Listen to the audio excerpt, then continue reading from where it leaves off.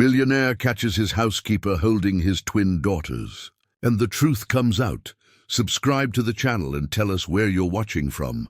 The mahogany grandfather clock in the foyer of the Whitmore mansion chimed twice as Jonathan's black Mercedes S-Class pulled into the circular driveway. Its headlights cutting through the pre-dawn darkness of Westbrook Hills. The imposing Tudor-style estate, worth $12 million and featured twice in Architectural Digest, stood silent against the backdrop of the Hollywood Hills.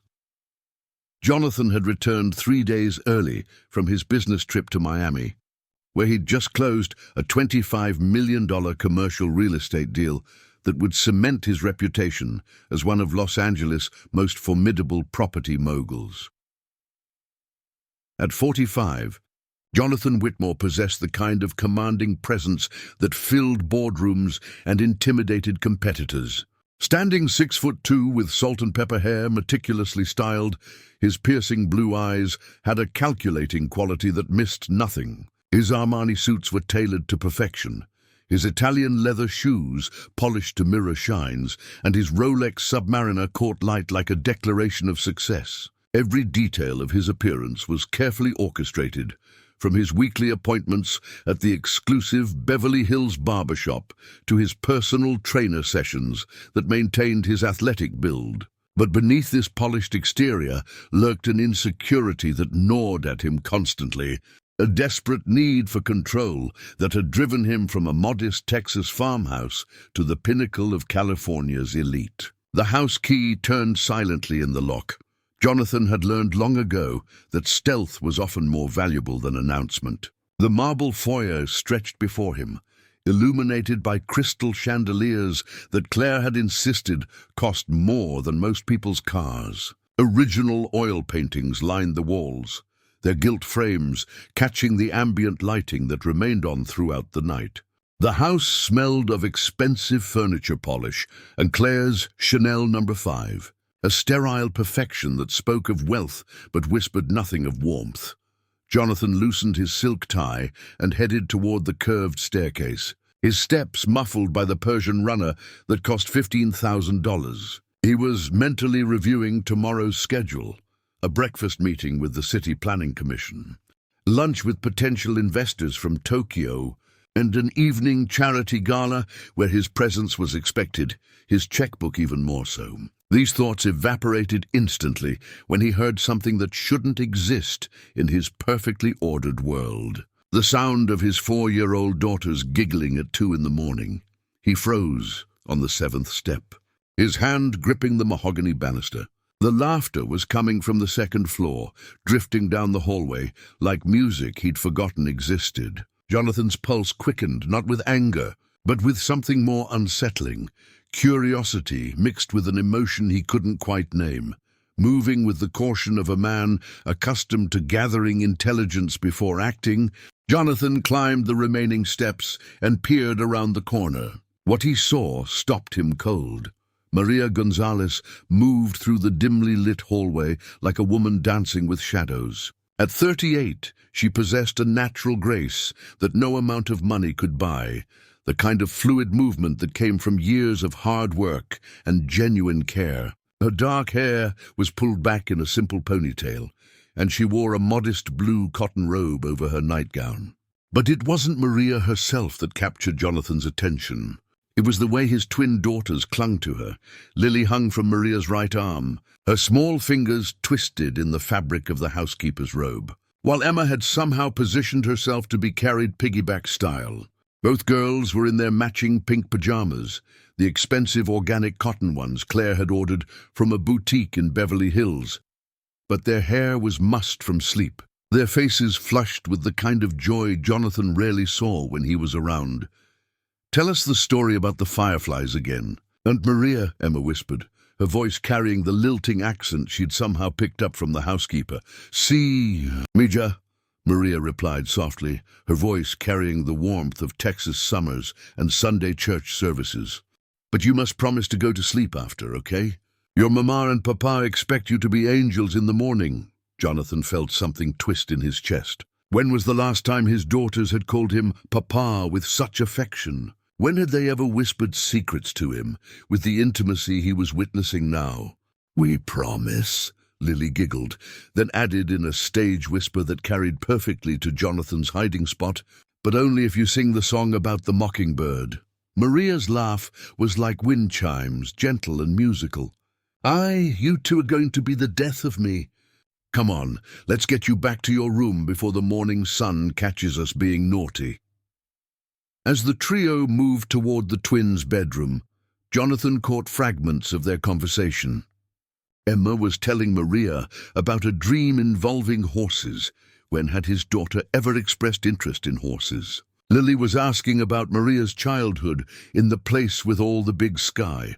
Texas, Jonathan realized with a start. His daughters knew more about their housekeeper's background than he'd ever bothered to learn. Maria. Emma's voice carried a serious note that seemed too mature for a 4-year-old. "Why can't you sleep in our room? Mommy's room is so far away, and Daddy's always gone." The innocent question hit Jonathan like a physical blow. Through the doorway of the twins' bedroom, a fantasy of white furniture and pastel colors that cost more than most people's annual salaries, he watched Maria tuck his daughters into their matching canopy beds. "Because, mi ama," Maria said gently, smoothing Lily's hair, "I have my own special place in this house and you have yours. But that doesn't mean I'm not always thinking about you, even when I'm sleeping." "But we miss you when you're not here," Lily said, her lower lip trembling slightly. "Sometimes I get scared at night and I call for you, but you're too far away." Jonathan watched Maria's face soften with an expression he'd never seen Claire wear. Unconditional, protective love. She sat on the edge of Lily's bed and began to hum a melody that stirred something deep in Jonathan's memory. The tune was familiar, achingly so, but he couldn't place it. "Listen, Miss Niñas," Maria said, her voice taking on the cadence of a storyteller. "When you're scared at night, you just think about all the people who love you. Your mommy loves you, your daddy loves you, and I love you too. That love surrounds you like a warm blanket, even when we're not in the same room." "Does Daddy really love us?" Emma asked with the brutal honesty of childhood. "He never plays with us like you do. He never reads us stories or makes us laugh." The question hung in the air like an indictment. Jonathan felt his chest tighten, his carefully constructed self-image cracking like ice under pressure. He wanted to storm into the room, to demand explanations, to reassert his authority. But something held him back. Perhaps the recognition that his daughter's observation was devastatingly accurate. Maria was quiet for a long moment, choosing her words carefully. "Your daddy works very hard to take care of this family. Sometimes grown-ups show love in different ways. But I want you to remember something very important. You are both precious gifts, and anyone who gets to spend time with you is very lucky." She began to sing then, her voice soft and melodious. "Mockingbird, mockingbird, singing in the tree, telling all the world about the love that's meant to be. Dream away, little ones, safe until the dawn, when morning comes. You'll find that love goes on and on." Jonathan's breath caught. He knew that song. His own grandmother had sung it to him during those long summer visits to her farm in East Texas before his father had decided such trips were beneath their rising social status. The memory crashed over him like a wave. Afternoons spent in a kitchen that smelled of cornbread and love. Evenings on a porch swing, listening to stories about his grandfather's adventures. Nights when love felt as natural as breathing. When had he stopped singing to his daughters? When had bedtime become another task to delegate rather than a moment to treasure? As Maria finished the song and kissed both girls goodnight, Jonathan retreated to his study, his mind reeling. He poured himself 3 fingers of 25-year-old Macallan and stood at the floor-to-ceiling windows overlooking his perfectly manicured garden. The city lights of Los Angeles twinkled below like fallen stars, but for once, the view that usually filled him with pride felt hollow.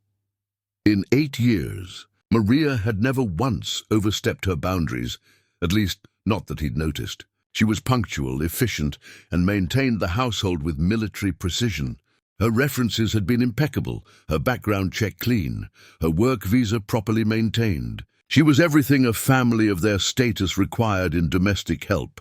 Invisible until needed, competent beyond question, and professionally distant.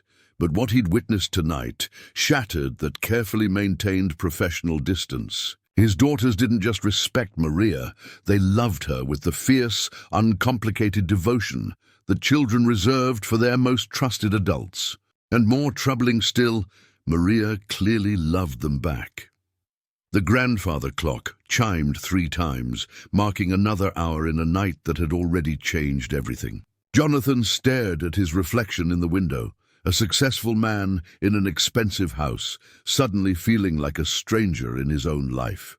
Tomorrow he decided he would begin paying attention to things he'd ignored for far too long. He had no idea that this decision would unravel everything he thought he knew about family, love, and the true meaning of home. The morning sun streamed through the French doors of the breakfast nook as Jonathan sat at the marble-topped table, his usual espresso untouched and growing cold. The financial section of the Wall Street Journal lay folded beside him, unread, a rarity that would have alarmed his assistant if she'd witnessed it. Instead, his attention was fixed on a scene that unfolded with the precision of a well-rehearsed dance. Maria moved through the kitchen with an efficiency that spoke of years of practice, but Jonathan noticed details that had previously escaped his businessman's eye. She hummed softly, the same melody from the night before, while preparing what appeared to be 3 different breakfasts simultaneously. The twins sat at the kitchen's breakfast bar, a casual eating area that Jonathan had rarely used, preferring the formality of the dining room when he ate at home at all. "Emma, mi amor, you need to eat more than just the strawberries," Maria said gently, sliding a plate of whole wheat pancakes cut into heart shapes toward the 4-year-old. "Remember what we talked about? Strong bodies need all kinds of food, not just the sweet ones." Emma giggled, a sound that Jonathan realized he'd heard more in the past 12 hours than in the previous month. "But the strawberries taste like summer, Aunt Maria. Can you tell me again about the strawberry fields where you grew up?" Jonathan's eyebrows raised slightly. Maria had grown up on a farm. In 8 years of employment, he'd never bothered to learn such basic details about the woman who lived in his house and cared for his children daily. "See, the fields were so big you couldn't see the end of them," Maria replied, her voice taking on the dreamy quality of memory. "And when the sun would rise in the morning, it would make all the strawberry plants look like they were covered in diamonds from the dew." Lily, who had been quietly eating her scrambled eggs, looked up with the serious expression that marked her as the more contemplative twin. "Is that why you always make our food so pretty? Because you remember the pretty strawberries?" The question revealed an attention to detail that stunned Jonathan. Looking at his daughter's plates, he noticed that Maria had indeed arranged everything with artistic care. The pancakes were perfectly golden, the strawberries formed a small heart pattern, and even the scrambled eggs were accompanied by a garnish of fresh chives from what must be an herb garden he'd never noticed. "Food made with love always tastes better," Maria said simply, then glanced at the kitchen clock. "Speaking of love, your mama will be down soon for her morning smoothie. Should we make it extra special today?" Jonathan watched as his daughters' faces brightened with an enthusiasm that made his chest tighten. When was the last time the mention of their mother had inspired such joy? "Can we put the special berries in it?" Emma asked conspiratorially. "The ones from our secret garden." "Our secret garden," Jonathan thought, his investigative instincts sharpening. "What secret garden?" Maria winked at the twins. "Of course, but remember, it's our surprise for her. We don't want to ruin it by talking too loud." As if summoned by their conversation, Claire descended the curved staircase, her heels clicking against the marble with military precision. At 38, she maintained the ethereal beauty that had made her a sought-after model in her 20s, though now that beauty required significantly more maintenance. Her blonde hair was pulled back in a sleek chignon, her makeup flawlessly applied despite the early hour, and her cream-colored Lululemon ensemble probably cost more than Maria's monthly salary. "Good morning, darlings," Claire said, her voice carrying the practiced cheerfulness of someone performing rather than feeling. She air-kissed both twins, careful not to disturb her lipstick, before turning to Maria.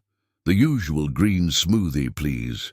I have Pilates with Dimitri in an hour, and then the charity luncheon for the Children's Hospital." The irony wasn't lost on Jonathan. His wife was attending a charity luncheon for children while their own daughters sat mere feet away, lighting up at the sight of their housekeeper but barely acknowledging their mother's presence. "Of course, Mrs. Whitmore," Maria replied professionally, but Jonathan caught the subtle change in her demeanor.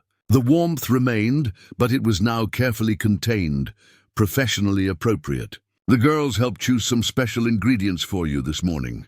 Claire smiled absently, already scrolling through her iPhone. How thoughtful, but her tone suggested she was barely listening, her attention captured by what appeared to be text messages from her social circle. Jonathan made his first mental note. His wife was physically present, but emotionally absent. It was a revelation that should have bothered him more than it did. "Daddy!" Lily's excited voice broke through his observations. "You're here for breakfast." "Maria made extra pancakes because she said you might be hungry when you got home." The simple statement contained layers that Jonathan began to unpack. Maria had anticipated his early return and prepared accordingly. She'd noticed his travel patterns well enough to know he often returned hungry and tired. Most significantly, she'd prepared for his presence without being asked, showing a level of attentiveness to his needs that he'd taken for granted. "That was very thoughtful," Jonathan said, surprising himself with the genuine warmth in his voice. He looked directly at Maria for perhaps the first time in months. "Thank you." Maria's cheeks flushed slightly, and she nodded respectfully. "It's no trouble, Mr. Whitmore. Would you like them with blueberries or strawberries?" "Whatever the girls recommend," he replied, settling onto one of the kitchen bar stools beside Emma. The casual seating arrangement felt foreign, but oddly comfortable. Emma clapped her hands together. "Strawberries. And Maria puts them in the shape of flowers sometimes. Show him, Aunt Maria." As Maria began preparing his breakfast, Jonathan observed the easy intimacy between the housekeeper and his daughters. They seemed to communicate in a language of shared glances and inside jokes that excluded everyone else, including their parents. Emma chatted about a book Maria had been reading to them, while Lily described a game involving counting in Spanish that Maria had taught them. "¿Cuántos dedos?" Maria asked, holding up 3 fingers. "Tres!" Both girls chorused, dissolving into giggles. Jonathan felt like an anthropologist studying an unknown culture. When had his daughters learned Spanish? How many other developments in their lives had he missed while building his real estate empire? Claire finished her smoothie and gathered her Hermes handbag, preparing to leave for her morning routine. "I'll be back around 4 for the conference call with the party planner," she announced to no one in particular. "Make sure the girls are presentable if any of the vendors need to see the space." After she left, the kitchen atmosphere shifted palpably. The twins became more animated, their conversation more natural. Jonathan realized that his daughters, like flowers turning toward the sun, oriented themselves toward whoever provided the most warmth, and that person was clearly Maria. "Mr. Whitmore," Maria said carefully, setting his beautifully arranged plate before him, "would you like me to take the girls to the park today? The weather is supposed to be beautiful." It was a simple question, but Jonathan heard the subtext. She was asking for permission to give his daughters something they clearly craved: outdoor time, physical activity, and her undivided attention. He wondered how many such requests he'd automatically approved without considering their significance. "Actually," he said, surprising himself, "I was thinking of spending the day with them myself. It's been too long since we've had father-daughter time." The silence that followed was deafening. Emma and Lily exchanged glances that spoke volumes, confusion mixed with cautious hope. Maria's expression remained neutral, but Jonathan caught a flicker of something that might have been concern. "That sounds wonderful," Maria said diplomatically. "Would you like me to prepare a picnic lunch?" The girls love eating outside. As the morning progressed, Jonathan began to see his household through new eyes. Maria's notebook, which she kept on the kitchen counter, contained detailed schedules and observations that read like a masterclass in child development. She'd noted that Emma preferred stories with adventure, while Lily gravitated toward books about animals. She'd tracked their sleep patterns, their favorite foods, their fears and preferences with scientific precision. But more than mere record-keeping, the notebook revealed genuine care. In Maria's neat handwriting, he found entries like, "Emma asked about her grandmother today. Might be good to show her photos, and Lily seemed sad during playtime. Needed extra hugs before nap time." When had he last needed to give either daughter extra hugs? When had he last noticed their emotional states enough to document them? The morning's revelations left Jonathan with more questions than answers. As he watched Maria guide his daughters through their daily routines with patience and genuine affection, he began to understand that he'd been living as a stranger in his own home. The woman he'd hired to clean and cook had become something far more significant. She'd become the emotional center of his family. And that realization terrified him more than any hostile takeover or failed business deal ever had. That evening, as Jonathan sat in his study reviewing contracts, he could hear Maria reading bedtime stories in the twins' room. Her voice carried down the hallway, warm and animated, as she brought characters to life with different accents and sound effects. The sound filled the house with something it had been missing, the sense that it was truly a home rather than just an expensive showcase. For the first time in years, Jonathan found himself walking toward that sound instead of away from it. 3 weeks had passed since Jonathan's late-night discovery, and his newfound attention to his household had yielded disturbing insights. He'd begun what he privately called reconnaissance missions, arriving home at unexpected times, lingering in doorways, and asking seemingly casual questions that revealed the depth of his ignorance about his own family's daily life. On this particular Tuesday afternoon, Jonathan sat in his home office with the door deliberately ajar, listening to the sounds that filled his house during what he'd always assumed were quiet hours. The rhythmic thud of a basketball against the garage door mixed with his daughter's laughter and Maria's encouraging voice calling out in both English and Spanish. "Muy bien, Emma. Now try to make the shot from here," Maria's voice carried across the courtyard. "I can't reach that high." "Aunt Maria," Emma's reply came with the particular whine that Jonathan recognized as his daughter's signal of genuine frustration rather than manipulation. "Remember what we practiced? It's not about being tall enough, mi amor. It's about believing you can do it and following through. Watch my arms. See how I push up and let go at the top." The sound of the ball swishing through the net was followed by Emma's delighted squeal. "I did it. Did you see, Lily? I made the basket just like Aunt Maria." Jonathan rose from his leather desk chair and moved to the window that overlooked the courtyard. What he saw challenged everything he thought he knew about his daughter's capabilities and interests. Emma, who he'd assumed was naturally athletic like himself, was clearly struggling with basic motor skills. Lily, whom he'd dismissed as the bookish twin, was demonstrating a jump shot that would have impressed his old college basketball coach. But more striking than their individual abilities was their interaction with Maria. She moved between encouragement and instruction, with the intuitive timing of someone who understood each child's learning style. When Emma missed a shot, Maria adjusted her teaching approach, using hand-over-hand guidance. When Lily succeeded, she celebrated appropriately without making Emma feel inadequate. Mr. Whitmore. The soft knock on his office door belonged to Carlos Mendoza, the family's chauffeur for the past 6 years. At 52, Carlos possessed the quiet dignity of a man who'd learned to navigate the complex social dynamics of wealthy households while maintaining his own sense of self-worth. "Come in, Carlos," Jonathan said, noting that the older man seemed unusually hesitant. Carlos entered and closed the door behind him, his weathered hands fidgeting with his chauffeur's cap. "Sir, I hope you don't mind me speaking out of turn, but I wanted to mention something about the girls." Jonathan gestured to one of the leather chairs facing his desk. "Please sit. What's on your mind?" "Well, sir, it's about their behavior during school runs," Carlos began, his slight Mexican accent more pronounced when he was nervous. "I've been driving them for 3 years now, and I've noticed some changes recently."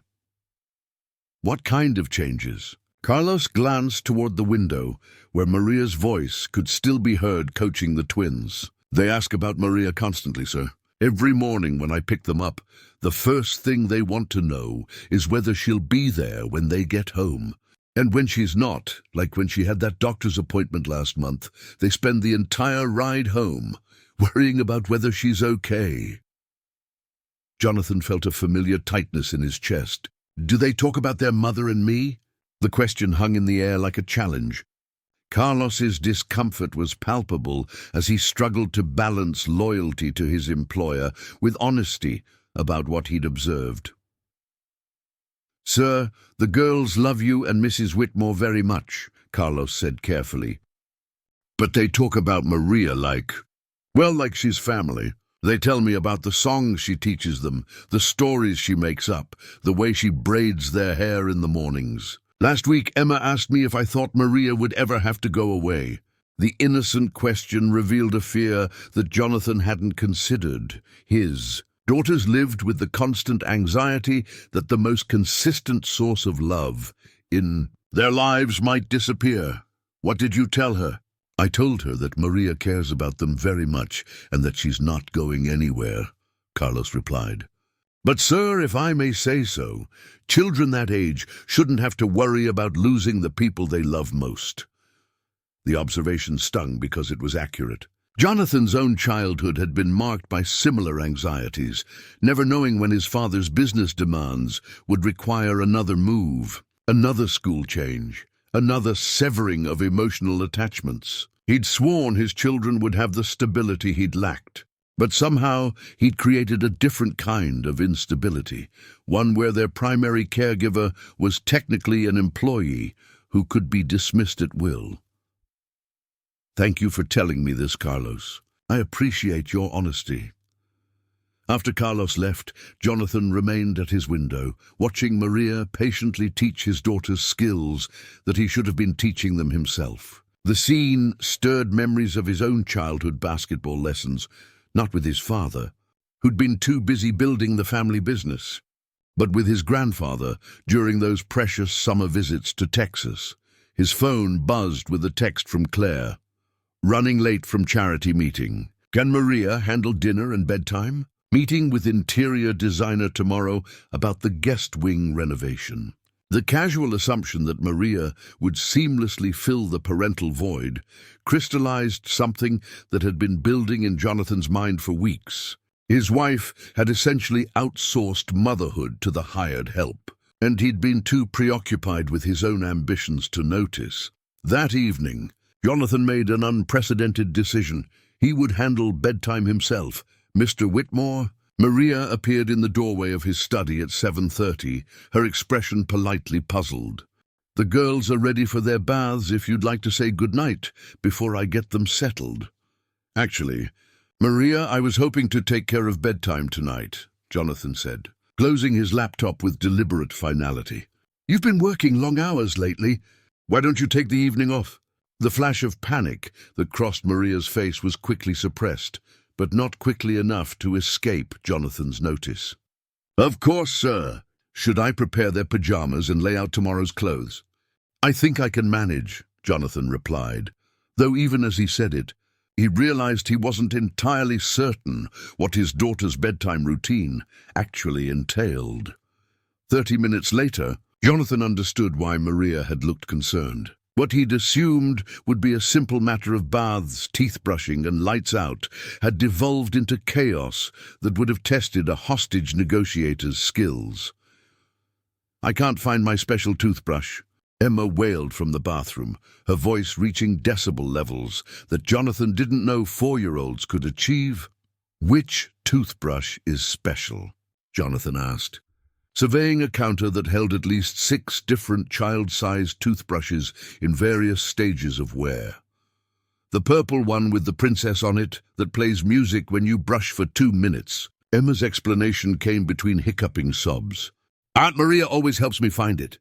Meanwhile, Lily had somehow managed to flood the bathroom floor while attempting to wash her own hair, creating a slip hazard that would have concerned OSHA inspectors. Water dripped from the vanity onto the Italian marble tiles, and soggy towels lay in defeat across the floor. "Daddy, I don't know how to wash my hair by myself," Lily admitted, shampoo suds sliding down her face and threatening her eyes.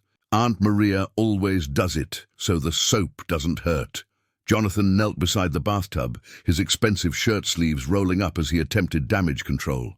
"Okay, let's figure this out together. First, let's tilt your head back so the soap doesn't get in your eyes." But as he reached for the detachable shower head, Lily flinched away from his touch. The gesture was slight, automatic, but it hit Jonathan like a physical blow. His own daughter was more comfortable with the housekeeper's hands than with his. "It's okay, sweetheart," he said softly, recognizing that his frustration was making everything worse. "Daddy's just learning how to do this. Can you teach me how Aunt Maria usually helps you?" The role reversal, his 4-year-old daughter instructing him on basic parenting tasks, should have been humiliating. Instead, it became a moment of unexpected connection. Lily's natural teacher instincts emerged as she patiently explained Maria's techniques. The special cup for rinsing that prevented soap from running into eyes. The song they sang to time the shampooing. The way Maria always had warm towels ready. "And then," Lily concluded seriously, "Aunt Maria always braids our hair while it's still damp, so it won't be tangled in the morning. But she does it gently, not like the lady at the salon who pulls too hard." By the time Jonathan had both girls clean, dried and in their pajamas, 45 minutes had passed, triple the time he'd estimated. His shirt was soaked, his patience depleted, and his respect for Maria's daily competence exponentially increased. But the real test came when Emma asked the question that revealed the depth of their dependency. "Daddy, can you tell us the story about the brave little rabbit who finds her way home?" Jonathan's blank expression prompted Emma to elaborate with the patience of someone accustomed to explaining obvious things to confused adults.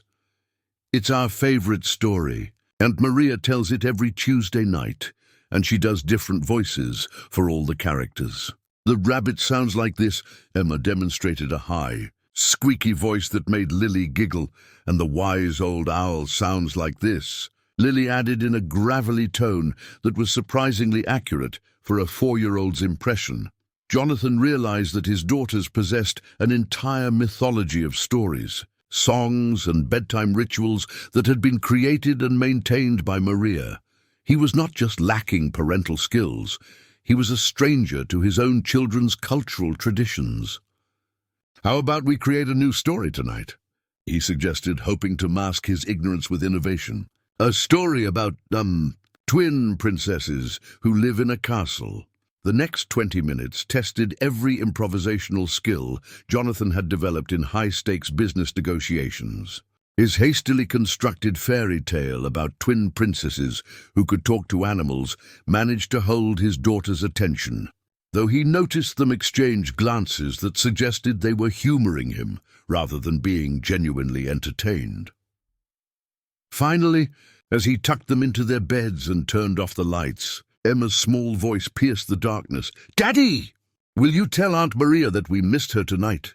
The request carried no criticism, no complaint, just a simple acknowledgement that someone important had been absent from their evening routine. As Jonathan walked down the hallway toward his own room, he passed Maria's closed door and heard the soft sound of Spanish being spoken. She was on the phone. probably with family members who lived hundreds of miles away, but whom she spoke to more regularly than Jonathan spoke to his own children. For the first time since beginning his investigation into his household's dynamics, Jonathan began to understand that the problem wasn't just his absence or Claire's emotional distance. The problem was that Maria had filled the parental void so completely that his daughters had learned to love and depend on someone who wasn't technically family, someone whose presence in their lives was contingent on his continued employment of her, and that realization forced him to confront an uncomfortable truth. He wasn't just a neglectful father.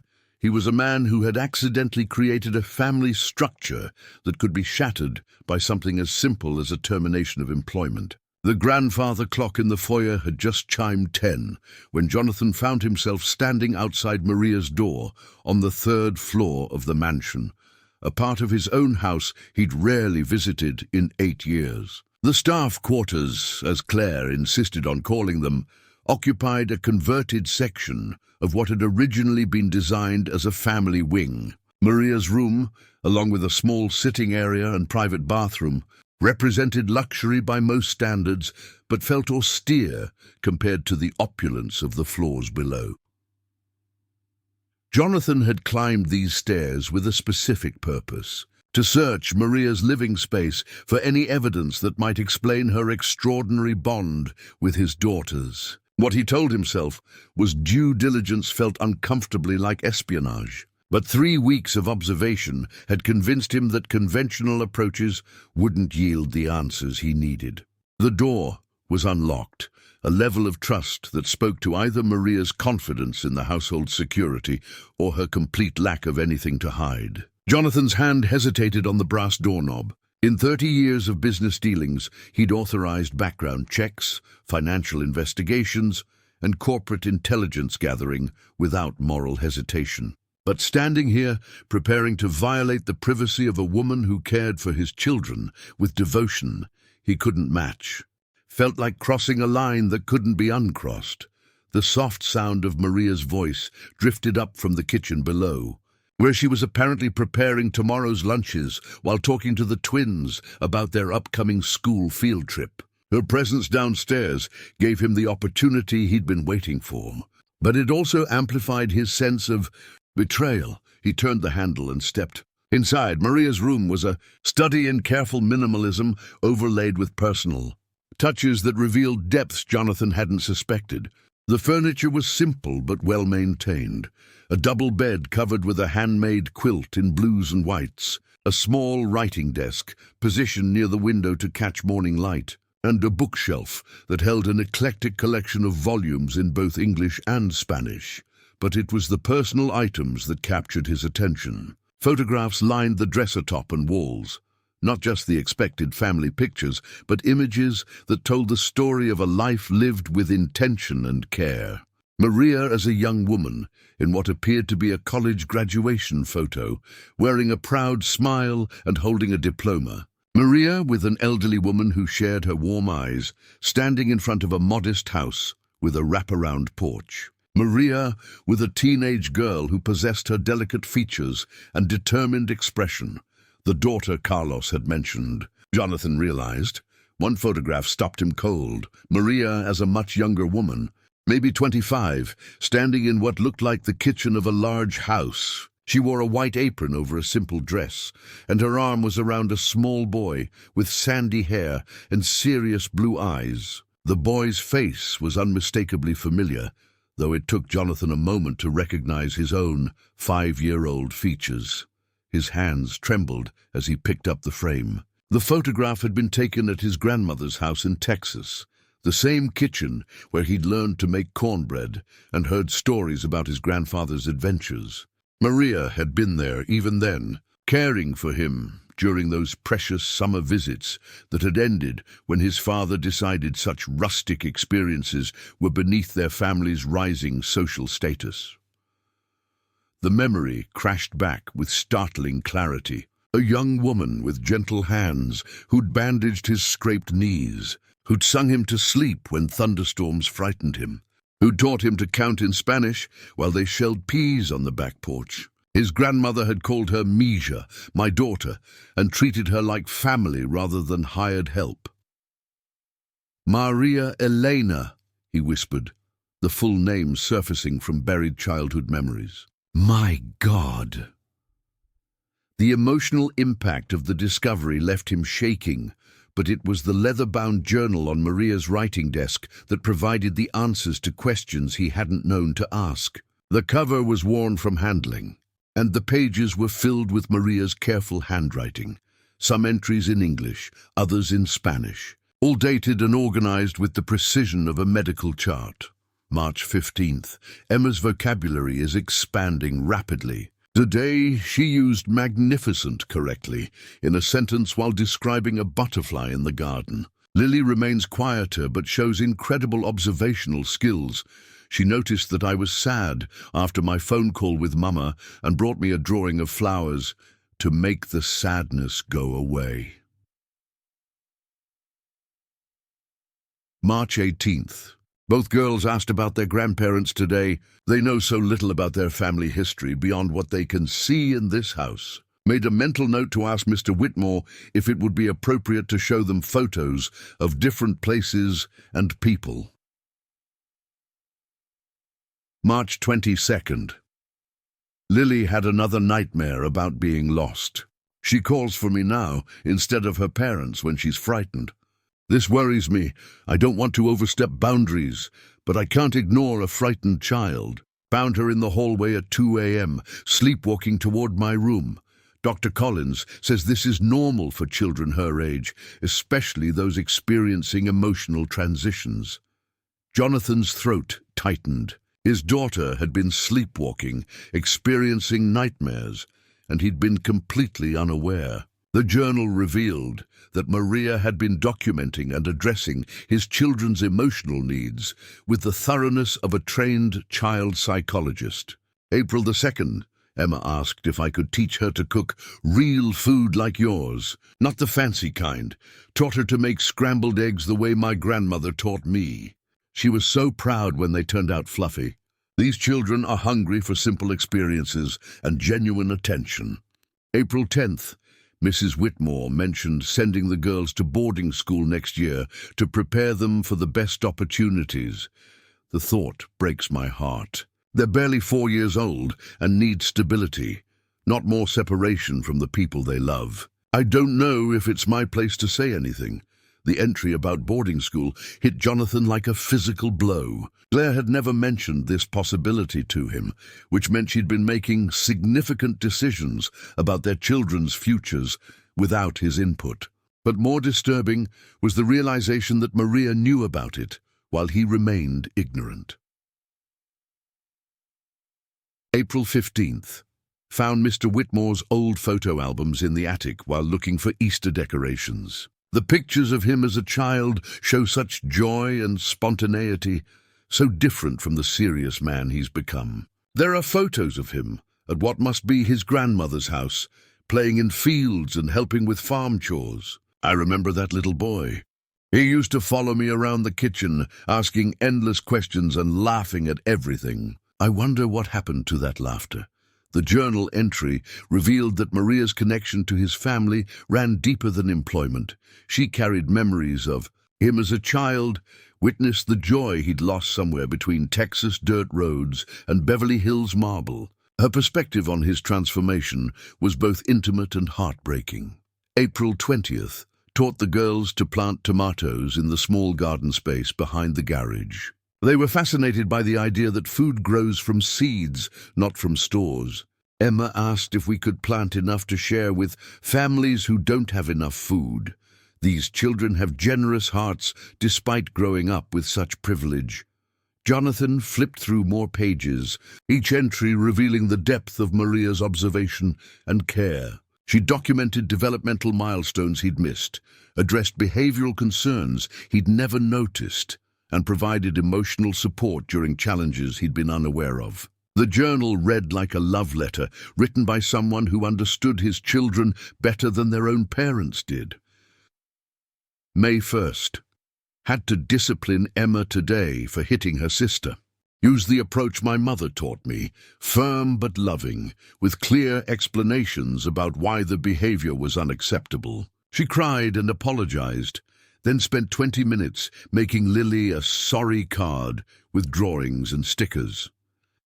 Mr. and Mrs. Whitmore weren't home, but I documented the incident in case they ask. I worry that the girls don't receive consistent guidance about appropriate behavior. The entry highlighted another uncomfortable truth. Maria was providing not just care, but actual parenting, setting boundaries, teaching values, and maintaining discipline that their biological parents had abdicated. May 8th, Mother's Day, was difficult. The girls made cards for Mrs. Whitmore at school, but she seemed more interested in photographing them for social media than reading what they'd written. Emma asked me if I had children of my own. When I told her about Isabella, she asked if I missed her. The honest answer, that I miss her every day, seemed too heavy for a 4-year-old to carry.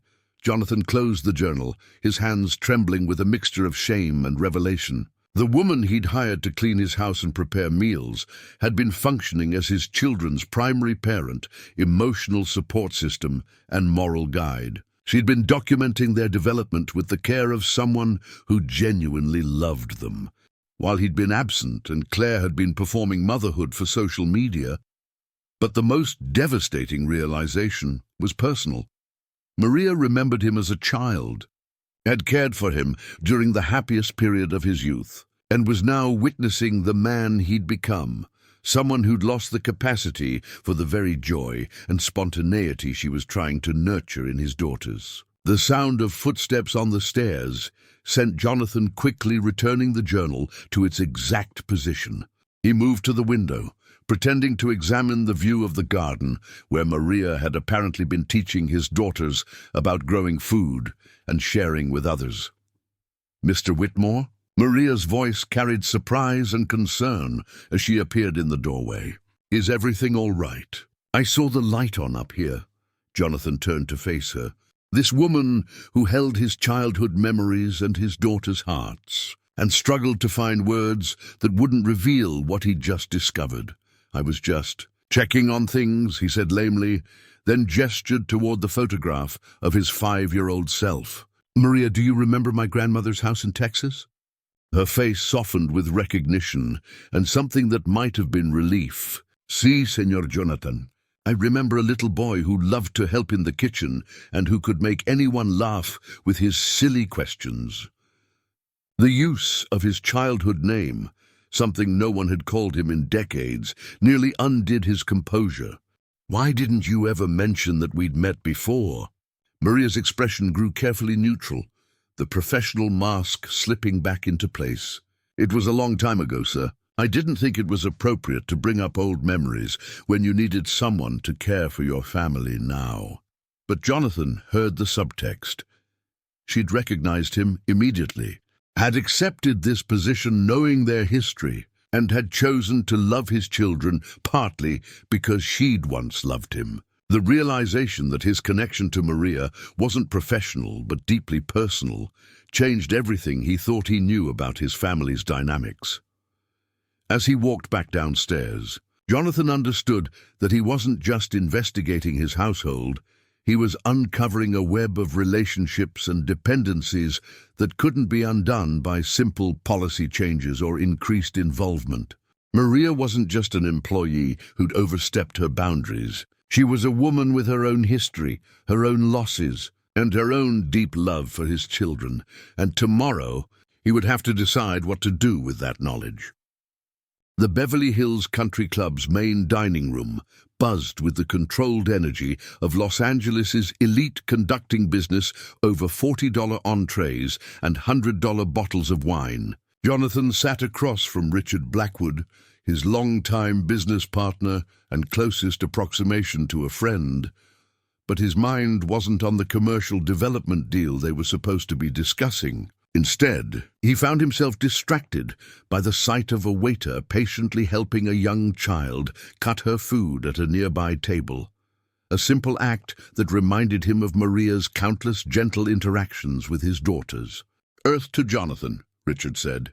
his gravelly voice cutting through Jonathan's preoccupation. At 52, Richard possessed the kind of old money confidence that came from generations of privilege, but his sharp mind had made him one of the most successful real estate attorneys on the West Coast. "You've been staring at that kid for 5 minutes. Having some kind of paternal awakening?" The observation hit closer to home than Richard could have known. "Something like that," Jonathan replied, taking a sip of his Cabernet to buy time while organizing his thoughts. "Let me guess, Claire's pushing for another baby. You know what I think about that. 2 kids is already stretching your attention span pretty thin." Jonathan nearly choked on his wine. Richard's casual assessment of his parenting skills stung because it was devastatingly accurate. "Actually, I've been thinking about the kids I already have. When's the last time you saw them?" "Your daughters." "Christ, I don't know. Christmas party maybe? Sweet kids, very polite. That nanny of yours has done an excellent job with them." "She's not a nanny," Jonathan corrected automatically. "She's our housekeeper." Richard raised an eyebrow. "Housekeeper who doubles as a nanny then. Same difference. The point is they're well behaved and clearly well cared for. What more do you want?" The question crystallized something that had been building in Jonathan's mind since discovering Maria's journal. What did he want? And more importantly, what were his daughters learning about love, family, and relationships from their current situation? "Richard, let me ask you something hypothetical," Jonathan said, leaning forward. "If you discovered that your kids were more attached to the hired help than they were to you, what would you do?" "Fire the help," Richard replied without hesitation. "You can't have the staff thinking they're irreplaceable. Sets a dangerous precedent." The casual cruelty of the suggestion made Jonathan's stomach turn. "Just like that? No consideration for the children's feelings? Kids are resilient. They'll adjust. Hell, it might even be good for them. Teach them that emotional attachments should be reserved for family, not employees." Richard cut into his steak with the same efficient precision he applied to legal contracts. "Besides, if the help is overstepping boundaries, you need to establish control before the situation gets out of hand." Jonathan pushed his own barely touched meal around his plate, thinking about Emma's tears when Maria had been late returning from a doctor's appointment, about Lily's sleepwalking episodes that only Maria seemed able to address, about the joy that filled his house when Maria was present, and the sterile quiet that descended when she wasn't. What if firing her would genuinely hurt the children? Jonathan pressed. What if she's providing something they need that they're not getting elsewhere? Richard set down his fork and studied his business partner with the calculating gaze that made him formidable in negotiations. "Jonathan, what the hell is really going on here? You sound like you're talking about more than just staff management." The moment of truth had arrived sooner than Jonathan had anticipated. For weeks, he'd been circling around the central issue, gathering information and observing dynamics without committing to any course of action. But Richard's blunt questions forced him to articulate what he'd been avoiding.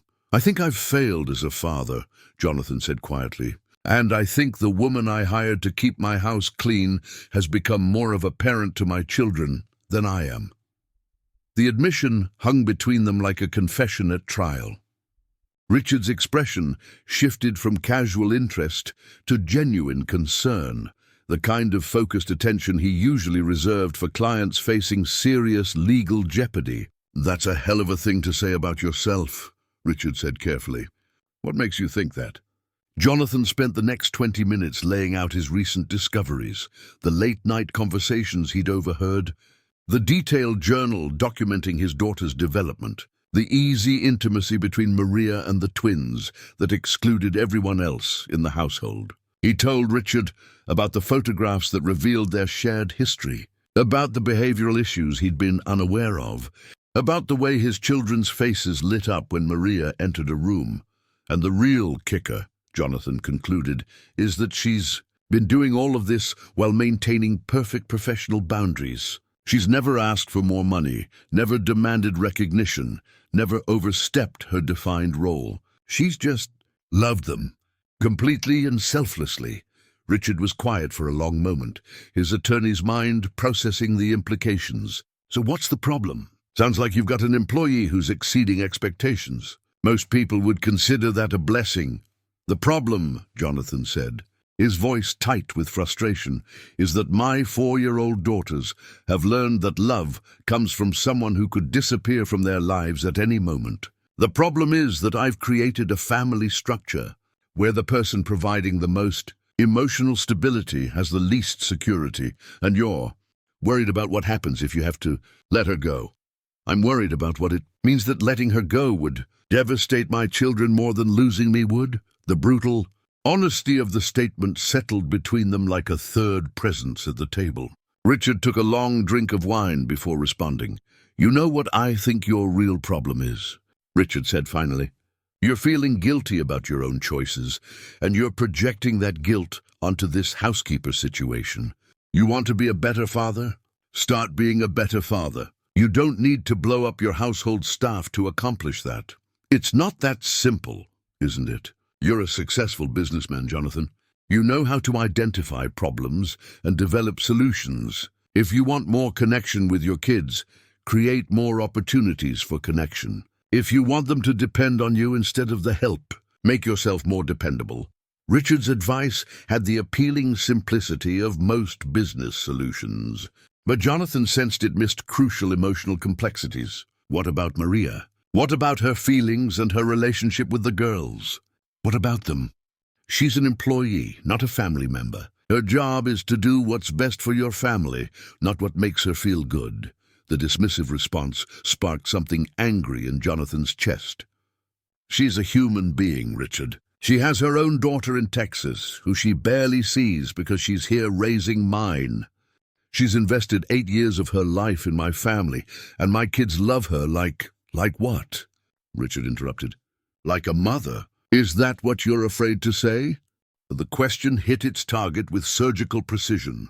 Yes, that was exactly what Jonathan was afraid to say, and afraid to confront. His daughters had found in Maria the kind of maternal love that Claire either couldn't or wouldn't provide. Maria had filled a void that Jonathan hadn't even recognized existed.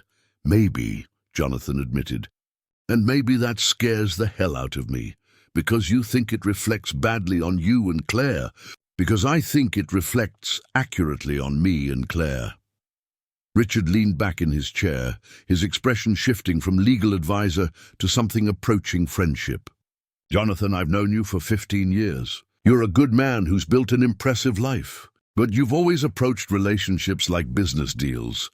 Clear terms, defined boundaries, measurable outcomes. That works great for real estate transactions. It's a disaster for raising children. The observation stung because it was true. Jonathan had applied the same analytical approach to family life that had made him successful in business. But children weren't commercial properties to be acquired and managed. They were human beings who needed emotional connection, not efficient administration. So what do you suggest? Stop treating this like a corporate restructuring and start treating it like what it is.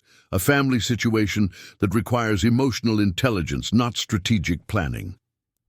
Richard signaled for the check. And for God's sake, talk to your wife. Claire might surprise you with her perspective on all this.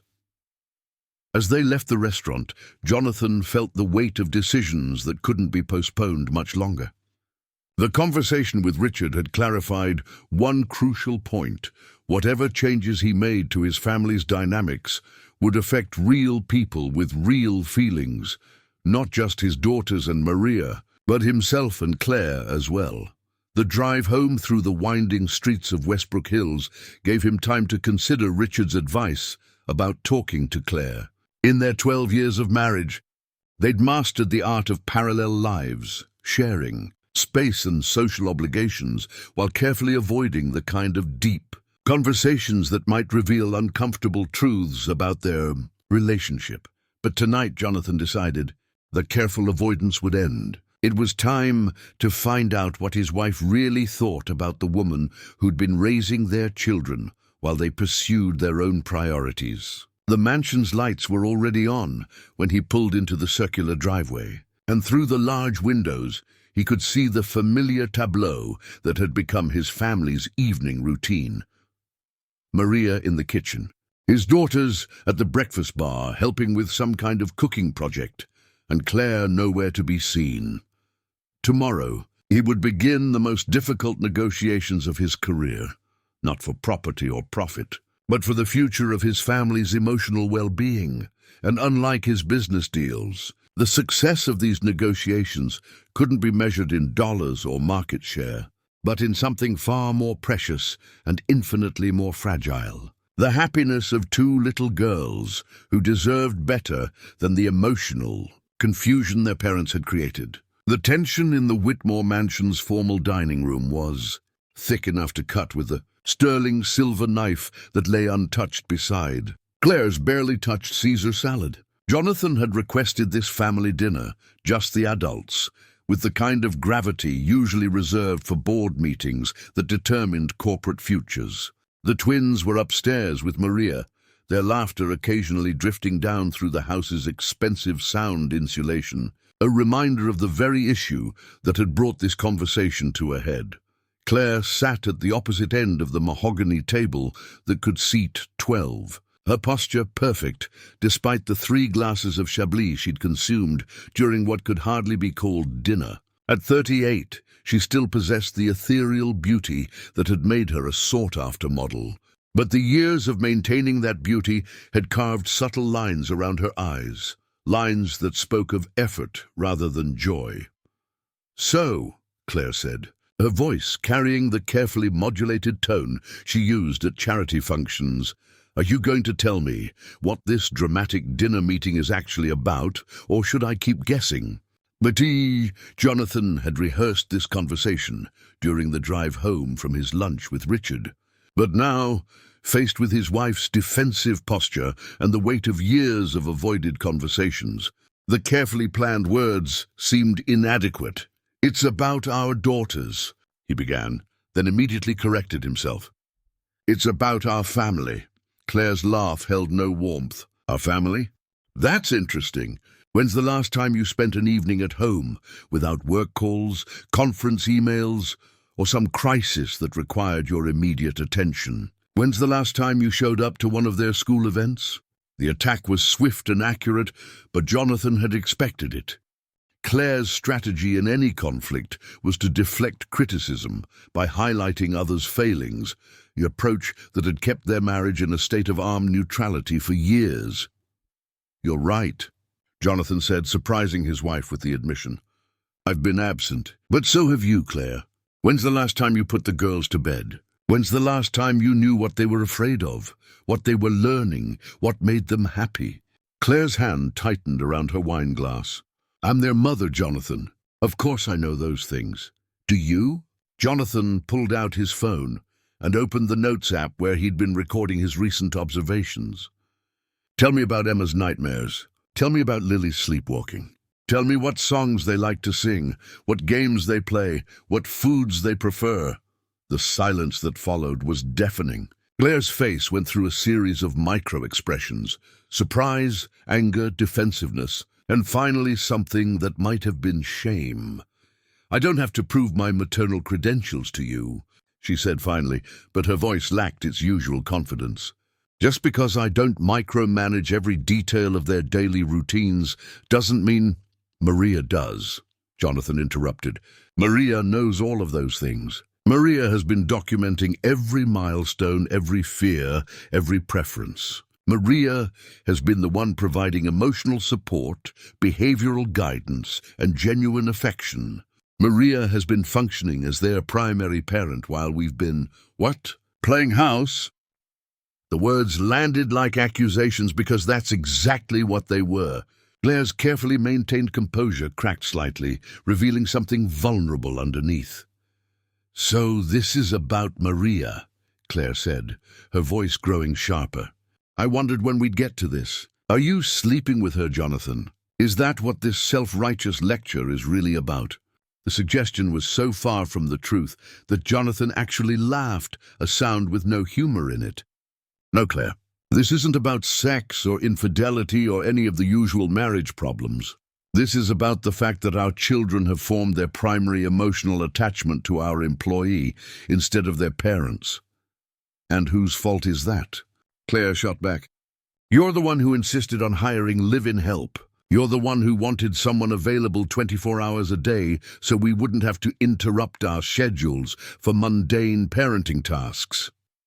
The accusation stung, because it contained truth.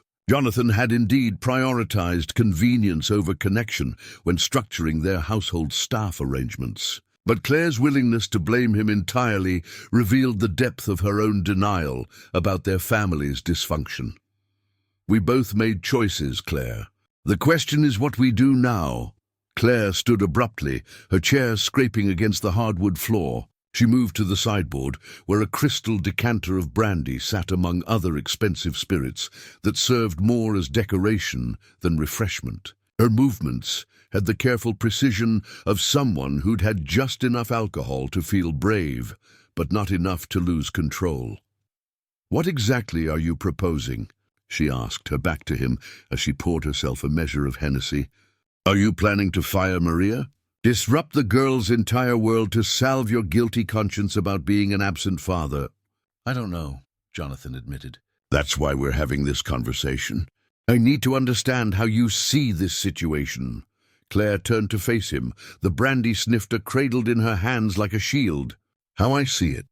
I see a man who suddenly decided to play father after 4 years of benign neglect. I see someone who's looking for someone to blame for his own shortcomings.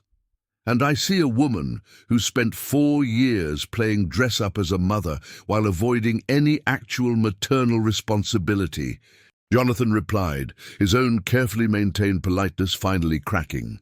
"When's the last time you read them a bedtime story, Claire? When's the last time you comforted them when they were scared or hurt or confused? I do other things." "What things?" "Shopping for their clothes, scheduling their activities, taking pictures for your Instagram account. Those aren't maternal acts, Claire. Those are performance pieces." The accusation hung in the air like a challenge to a duel. Claire's face flushed with anger and something deeper, the recognition that his assessment wasn't entirely wrong. "You bastard," she said quietly. "You sanctimonious bastard. You think because you've had some recent revelation about parenting that you can judge everything I've done for the past 4 years. I'm not judging what you've done," Jonathan said, forcing himself to speak more calmly. "I'm trying to understand why we've both allowed someone else to raise our children while we pursued our own priorities." The question seemed to deflate some of Claire's anger. She returned to her chair but didn't sit. Instead, she stood behind it, using it as a barrier between them. "Do you want the truth?" she asked, her voice losing its edge and gaining something raw. "The real truth about why I've let Maria handle so much of the maternal duties." Jonathan nodded, sensing that they were finally approaching the kind of honesty their marriage had avoided for years. "Because she's better at it than I am," Claire said, the words coming out in a rush. "Because she has instincts I've never had. Because when the girls are hurt or scared or upset, they stop crying when she holds them. When I try to comfort them, they just cry harder." The admission revealed a vulnerability that Jonathan hadn't suspected existed beneath Claire's polished exterior. "Claire—" "No, let me finish," she continued, her voice gaining strength from the honesty. "I grew up with nannies and boarding schools and parents who showed love through expensive gifts and prestigious opportunities. I don't know how to be the kind of mother who bakes cookies and braids hair and tells bedtime stories. I never learned those skills because my own mother never demonstrated them." Jonathan felt a moment of recognition. They'd both grown up in families where emotional expression was seen as weakness, where love was demonstrated through achievement and acquisition rather than affection and attention. "But Maria," Claire continued, "Maria knows how to love children naturally. She doesn't have to think about it or plan it or worry about doing it wrong. She just loves them, and they love her back in a way that's so pure and uncomplicated that it makes me jealous." The confession hung between them like a bridge spanning years of misunderstanding. Jonathan realized that Claire wasn't indifferent to their daughter's needs. She was intimidated by her own perceived inadequacy in meeting those needs. "So what do we do?" Jonathan asked. "Do we try to learn what Maria knows? Do we ask her to teach us how to connect with our own children?" Claire laughed, but this time the sound held genuine humor. "Can you imagine? Excuse me, Maria, could you give us parenting lessons? How humiliating would that be? More humiliating than admitting that our 4-year-olds prefer the housekeeper's company to ours." The point was valid, and Claire's expression acknowledged it. She finally sat down, her defensive posture relaxing slightly. "Jonathan, what if we try to change things and we just make everything worse? What if we disrupt the girls' happiness for the sake of our own egos? They're thriving under Maria's care. Isn't their well-being more important than our parental pride?" It was a question that Jonathan had been wrestling with for weeks. Was it selfish to want more connection with his daughters if they were already receiving excellent care? Was his desire to be more involved about their needs or his own? "I think," Jonathan said slowly, "that children need to know they're loved by their parents, not just by the people their parents hire to care for them. I think Emma and Lily deserve to have emotional connections with the people who created them, not just the person who feeds them and reads to them." Claire was quiet for a long moment, swirling the brandy in her glass while considering his words. When she looked up, her expression had shifted from defensive to thoughtful. "If we're going to try to change things," she said carefully, "we need to be honest about what we're capable of. I'm not going to become some domestic goddess who homeschools and makes organic baby food. That's not who I am. And I'm not going to become a stay-at-home father who gives up his career to play house," Jonathan replied. "But maybe we can find a middle ground where we're more present without completely upending everyone's lives." "What about Maria? What happens to her in this middle ground scenario?" It was the question that had been haunting Jonathan since his discovery of her journal. Any changes they made to increase their own involvement in their daughters' lives would necessarily decrease Maria's role and potentially her job security. "I don't know," Jonathan admitted, "but I think we owe it to her to be honest about what we're considering. She's invested 8 years of her life in our family. She deserves to be part of any conversation about changes that would affect her." Claire raised an eyebrow. "You want to include the help in family planning discussions?" "I want to include the woman who knows our children better than we do in conversations about their future." The distinction was subtle but important, and Claire seemed to recognize it. The alcohol had softened her usual edge, allowing for a kind of honesty that their marriage rarely accommodated. "All right," she said finally, "but if we're going to do this, if we're going to try to become better parents, we need to do it together. I won't be made the villain in some redemption story where you get to be the hero father, while I remain the shallow mother." Jonathan nodded. "Agreed. We're both starting from the same place, as parents who've been absent in different ways." As if summoned by their conversation, the sound of Maria's voice drifted down from upstairs, singing what sounded like a Spanish lullaby. The melody was beautiful and unfamiliar, adding another layer to the cultural richness that Maria brought to their household. "Tomorrow," Jonathan said, "we talk to Maria, all 3 of us, together. We tell her what we've discovered about ourselves and ask for her help in becoming the parents our daughters deserve." Claire finished her brandy and set the glass down with a soft clink. "And what if she refuses? What if she thinks we're crazy or inappropriate or just hopeless? Then at least we'll have been honest about our failures instead of continuing to live in denial about them." As they sat in the formal dining room of their $12 million mansion, surrounded by the trappings of success but confronting the evidence of their parental failures, both Jonathan and Claire began to understand that real wealth couldn't be measured in property values or investment portfolios. It could only be measured in the trust and love of 2 little girls who, deserved parents who were present for more than just birthday photos and holiday performances. The morning after the dinner confrontation, Jonathan found himself standing at the kitchen window at 7:30, watching a scene that would have been invisible to him just 2 months ago. In what he'd always assumed was unused space behind the 3-car garage, Maria knelt in rich, dark soil alongside Emma and Lily, their small hands carefully placing seedlings into neat rows. The secret garden that Emma had mentioned weeks earlier was revealed to be a thriving vegetable plot, complete with tomatoes, peppers, herbs, and what appeared to be a small strawberry patch. "When did we get a garden?" Jonathan asked Carlos, who was sitting at the kitchen counter drinking coffee and reading a Spanish-language newspaper. Carlos looked up, surprised by the question. "Senora Maria started it about 2 years ago," he replied. "She asked Mrs. Whitmore for permission to use that space. Said the girls needed to understand where food comes from, not just think it appears in the refrigerator." Jonathan watched as Maria demonstrated proper planting technique to the twins, her patient voice carrying across the morning air. Both girls wore child-sized gardening gloves and had dirt smudged across their faces, evidence of genuine engagement rather than the sanitized activities that usually filled their schedules. And Claire agreed to this. Carlos shrugged diplomatically.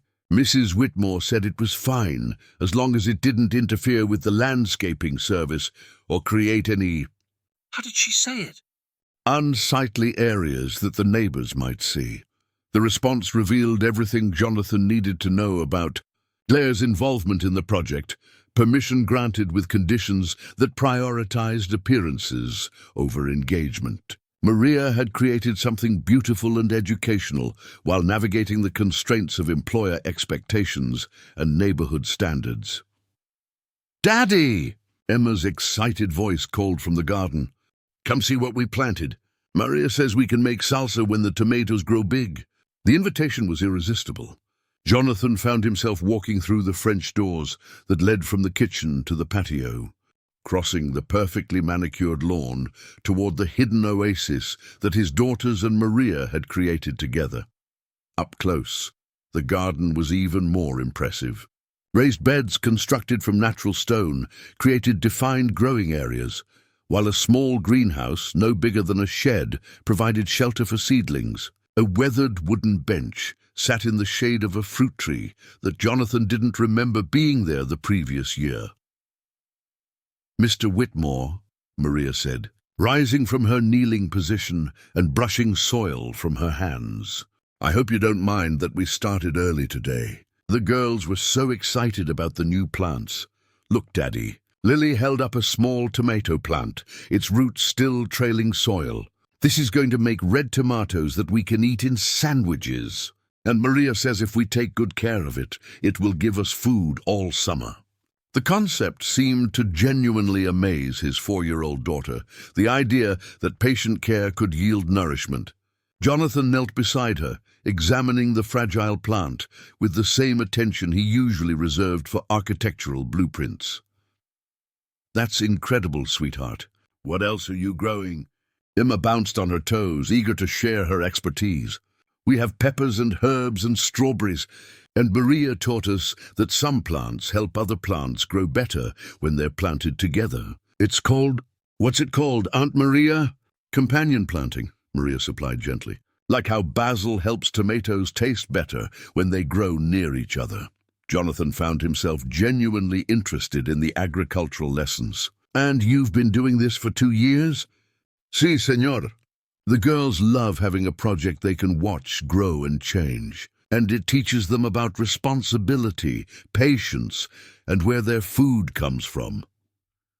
Maria's expression grew slightly defensive, as if she were preparing to justify the garden's existence. "I hope it's been acceptable.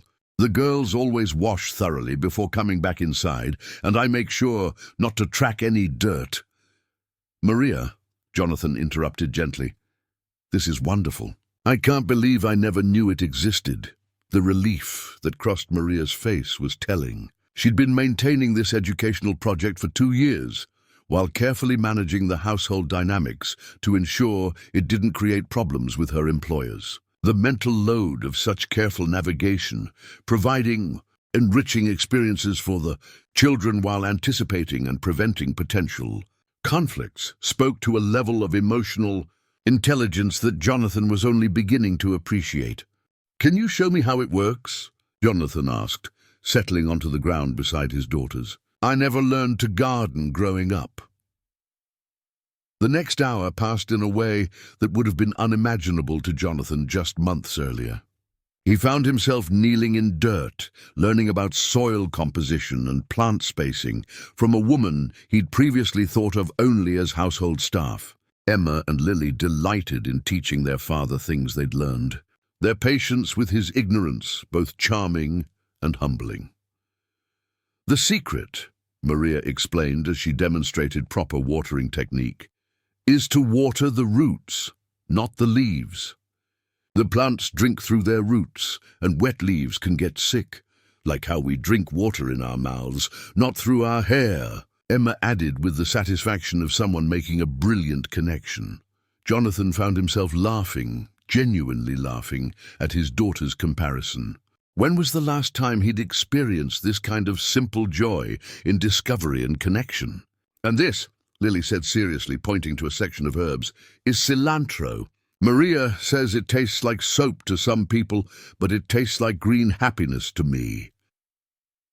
The poetic description stopped Jonathan cold. His 4-year-old daughter had just described an herb as green happiness, with the kind of sensory awareness that suggested deep engagement with her environment. How many other moments of childhood poetry had he missed while focused on conference calls and contract negotiations? As they worked together, Jonathan began to understand that the garden represented something far more significant than agricultural education. It was a space where Maria had created genuine family experiences, the kind of shared projects and seasonal rituals that form the foundation of childhood memories. While he and Claire had been providing their daughters with expensive toys and exclusive experiences, Maria had been offering something more valuable, the satisfaction of nurturing something from seed to harvest. "Maria," Jonathan said as they finished planting the morning seedlings, "how did you learn to garden?" Her face softened with memory. "My grandmother had a big garden behind her house in Texas. When I was little, maybe 6 or 7, she taught me that taking care of plants was like taking care of people. You give them what they need, you pay attention to how they're doing, and you celebrate when they thrive."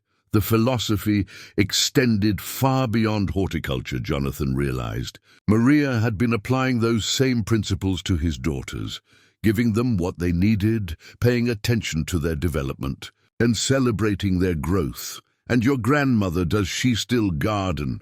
"She passed away 5 years ago," Maria replied quietly. "But I think she would love seeing the girls learn the things she taught me." Emma looked up from the strawberry plant she'd been examining. "Is your grandmother in heaven with the angels, Aunt Maria?" "Sí, mi amor. And I think she watches over this garden and helps our plants grow strong." The theological complexity of the statement, the integration of faith, memory, and practical care revealed another dimension of Maria's influence on his daughters. While he and Claire had avoided discussions of death, spirituality, and life's deeper meanings, Maria had been providing his children with frameworks for understanding loss, continuity, and hope.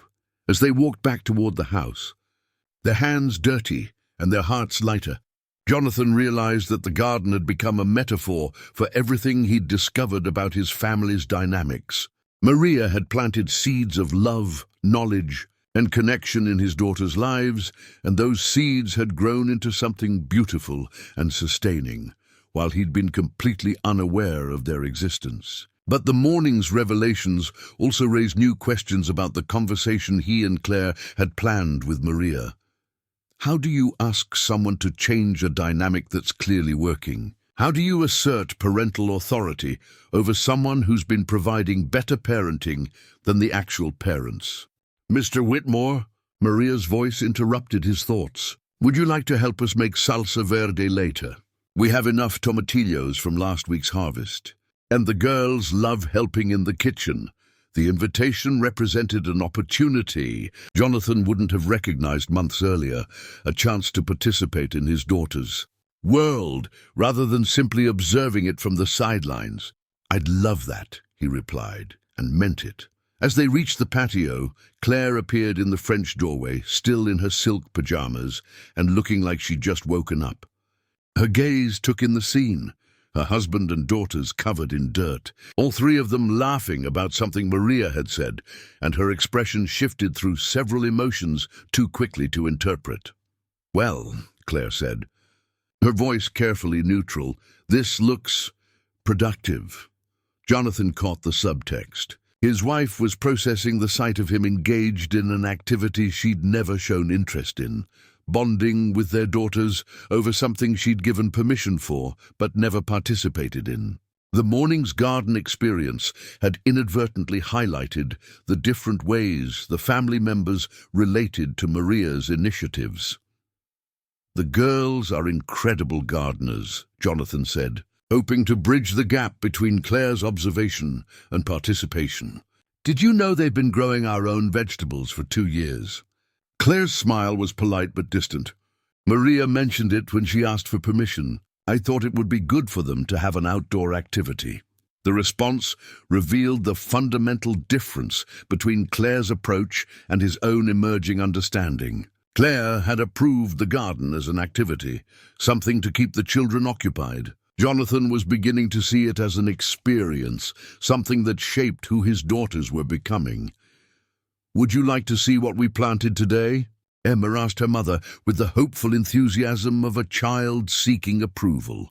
Claire looked down at her silk pajamas and expensive slippers, then at her daughter's dirt-covered hands. "Maybe later, darling. Mommy needs to get ready for her appointment with the personal trainer."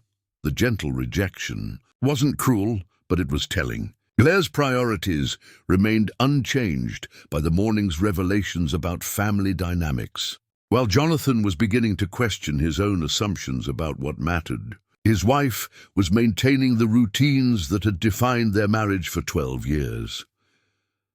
As Claire retreated into the house and Maria began helping the girls clean up, Jonathan realized that the conversation they'd planned for later that evening had become even more crucial. The garden had revealed not just the depth of Maria's investment in their daughter's development, but also the extent to which he and Claire had different capacities for change. The question was whether their marriage could withstand the kind of honest examination that better parenting would require, or whether their family's dysfunction ran deeper than even Maria's love could heal. The conference room at Whitmore and Associates felt different at 8 in the evening, its floor-to-ceiling windows revealing the glittering lights of downtown Los Angeles stretching toward the Pacific. Jonathan had chosen his office building for this conversation deliberately, neutral territory where the usual household dynamics couldn't interfere with the honesty this moment required. Maria sat across from him and Claire at the polished granite table, her posture straight but her hands folded tightly in her lap, revealing the anxiety she was trying to hide. "Maria," Jonathan began, his voice carrying the same gravity he used for million-dollar negotiations. "We asked you here tonight because we need to have a conversation that's long overdue, about our family, about your role in it, about things that need to change." Maria's face went carefully blank, the professional mask that Jonathan now recognized as her defensive response to potentially threatening situations. "If I've done something wrong, Mr. Whitmore, please tell me directly. I can pack my things tonight if—" "No!" Claire interrupted, surprising both Jonathan and Maria with the firmness of her response. "This isn't about firing you, Maria. This is about acknowledging some difficult truths." The conference room's climate-controlled environment suddenly felt stifling. Maria's dark eyes moved between her employers, trying to read the subtext of a conversation that clearly had implications for her future, but whose direction remained unclear. "I don't understand," Maria said quietly. "Have the girls complained about something? Have I overstepped?" "The girls love you," Jonathan said, cutting through her anxiety with brutal honesty. They love you more than they love us. The statement landed like a physical blow.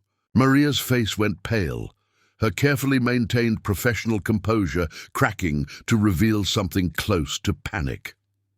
That's not, I would never.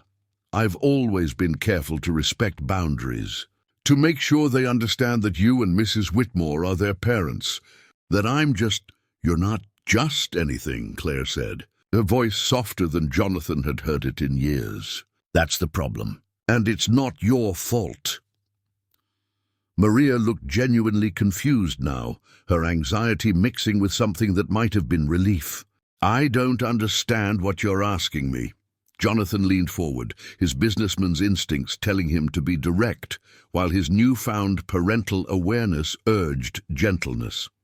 We're asking you to help us understand how we became strangers to our own children. The silence that followed was profound. Through the conference room's windows, the city lights twinkled like stars. But inside this climate-controlled space, 3 adults grappled with truths that could reshape everything they thought they knew about family. Employment and love. I found your journal, Jonathan said finally. The one where you document everything about Emma and Lily's development. The fears I didn't know about, the milestones I missed. The way you've been providing not just care, but actual parenting. Maria's hands flew to her mouth, her eyes wide with something between embarrassment and terror. I'm so sorry. I never meant for you to see. It wasn't meant to criticize or judge. I just wanted to keep track of things, in case you ever asked. And Maria, Claire said firmly, stop apologizing. The journal isn't the problem. The journal is evidence of something we should have been doing ourselves. Jonathan pulled out his phone and opened the Notes app where he'd been recording his recent observations. For the past 6 weeks, I've been trying to understand my own family. And what I've discovered is that you know my daughters better than I do. You've been documenting their growth, addressing their fears, teaching them values, and providing emotional support that they're not getting from their actual parents. That wasn't my intention, Maria said, her voice barely above a whisper. I was just trying to do my job well. Your job, Claire said with a bitter laugh, was supposed to be cleaning and cooking.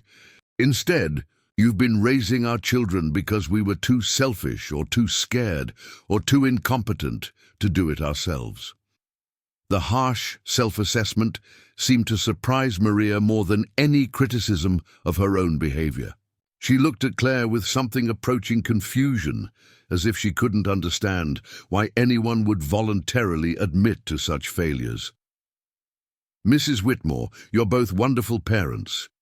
You work hard to provide for the girls. You make sure they have everything they need. Everything except genuine emotional connection, Jonathan interrupted. Maria, when's the last time Emma or Lily came to me when they were scared? When's the last time they asked Claire to read them a story or help them with a problem? They come to you for everything, because somewhere along the way, you became their primary source of love and security. Maria was quiet for a long moment, her gaze moving between her employers as she processed what was clearly the most difficult conversation of her professional life. When she spoke, her voice carried a weight that suggested she'd been thinking about these issues longer than anyone realized. Mr. Whitmore, Mrs. Whitmore, she said carefully, the girls love you both very much, but love isn't the same as comfort. Love isn't the same as trust. Children need to know that the people they depend on will be there when they're needed. The observation was gentle but devastating. Maria was telling them with characteristic diplomacy that their children loved them but didn't trust them to be present for the things that mattered most. And they trust you, Claire said. It wasn't a question. See, Maria replied honestly, because I've been there for every nightmare, every scraped knee, every question about why the sky is blue or where babies come from. I've been there because that's what children need. Jonathan felt something twist in his chest, recognition mixed with shame. And we haven't been. You've been building a life for them, Maria said diplomatically. providing security, opportunities, advantages that many children never have. But not presence, Claire said. Not actual emotional availability. Maria's silence was answer enough. Jonathan leaned back in his chair, the leather creaking in the quiet room. Maria, I need to tell you something that changes everything about this conversation. I remembered where we met before. Maria's face went very still, her professional mask slipping to reveal something vulnerable underneath. My grandmother's house in Texas, Jonathan continued. You took care of me when I was 5 years old. You sang me to sleep during thunderstorms and taught me to count in Spanish while we shelled peas on the back porch. Tears gathered in Maria's eyes, the first genuine emotion she'd allowed herself to show since the conversation began. You remember? I remember everything now. How safe I felt with you. How you made that house feel like home in a way that nowhere else ever has. Jonathan's voice grew thick with emotion. And I realize now that you've been trying to give my daughters what you gave me, the kind of unconditional love and security that I experienced with you and my grandmother.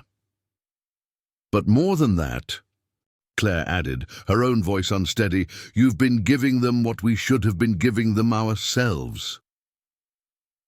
The truth of the statement settled over the room like a weight. Maria wiped her eyes with the back of her hand, her professional composure finally abandoned in favor of honest emotion. I never meant to take anything away from you, she said quietly. I love them. I loved them like they were my own. We know, Jonathan said, and that's what makes this so complicated. Because they love you like you're their mother, and in all the ways that matter, all. The daily ways that shape children's sense of security and self-worth. You have been their mother. The admission hung in the air like a bridge spanning a chasm of misunderstanding that had defined their household for years. Claire reached across the table and took Maria's hand, a gesture of intimacy that would have been unthinkable just weeks earlier. We don't want you to leave, Claire said. But we need to figure out how to be a family that includes you without making you responsible for our failures as parents. Maria looked confused. I don't understand what you're asking. We're asking for your help, Jonathan said. We want to learn how to be the kind of parents you've been. We want to know how to comfort our daughters when they're scared, how to make them laugh, how to be present for the moments that matter. You want me to teach you how to parent your own children? Yes, Claire said without hesitation, because clearly we don't know how. The request was so unprecedented, so far outside the normal boundaries of employer-employee relationships, that Maria seemed genuinely speechless. She sat in the leather conference chair, still wearing the simple black dress she'd put on for what she'd thought might be a termination meeting, trying to process a conversation that had turned every assumption about her role upside down. And if I help you, Maria said slowly, what happens to me? What happens to my relationship with Emma and Lily? It was the question that cut to the heart of everything they were trying to navigate. How do you restructure a family dynamic without destroying the bonds that had sustained it? How do you assert parental authority without damaging the relationships that had been providing the children's primary emotional support? I don't know, Jonathan admitted. But I know that continuing the way we have been isn't fair to anyone, not to the girls, not to you, and not to us. Something has to change, and we'd rather change together, Claire added, than try to change by pushing you out. Maria was quiet for a long moment, her gaze moving between the two people who held her professional future in their hands, but were asking her to reshape their personal lives. When she spoke, her voice carried the wisdom of someone who'd spent 8 years observing family dynamics from the inside. If we're going to do this, she said carefully, we need to be honest about what it means. The girls will be confused if suddenly their routine changes dramatically. They need consistency and security above everything else. What do you suggest? Jonathan asked. Small changes, Maria replied. Gradual transitions. Let them see you being present for the things that matter to them, but don't suddenly upend everything they've come to depend on. It was practical advice from someone who understood that children's emotional needs had to take precedence over adult egos or dramatic gestures of reformed parenting. And, Maria continued, her voice growing stronger, we need to talk about boundaries. If I'm going to help you learn to be more present parents, then you need to be prepared to actually be more present. Not just for a few weeks until the novelty wears off, but permanently. The challenge was direct and necessary. Maria was telling them that she wouldn't be party to a temporary experiment that might ultimately hurt the children she'd devoted years to protecting. We understand, Claire said, and we're committed to making this work, as they sat in the conference room overlooking the city, where 3 adults had just agreed to attempt something unprecedented, the conscious restructuring of a family's emotional dynamics. Jonathan realized that they were embarking on negotiations, more complex and consequential than any business deal he'd ever managed. The success of these negotiations wouldn't be measured in profits or market share, but in something far more precious, the emotional well-being of 2 little girls who deserved parents who were present for more than just the photo opportunities. And for the first time in years, Jonathan felt hopeful that his family might actually become the thing they'd been pretending to be all along. 6 months had passed since the conference room conversation, and the Whitmore mansion had begun to transform in ways both subtle and profound. Jonathan stood in the kitchen at 7 o'clock on a Tuesday morning, wearing jeans and a cotton shirt instead of his usual Armani suit, carefully measuring ingredients for what had become known as Daddy's Tuesday pancakes. The recipe was one Maria had taught him, but the execution, slightly lumpy batter and unevenly shaped results, was distinctly his own.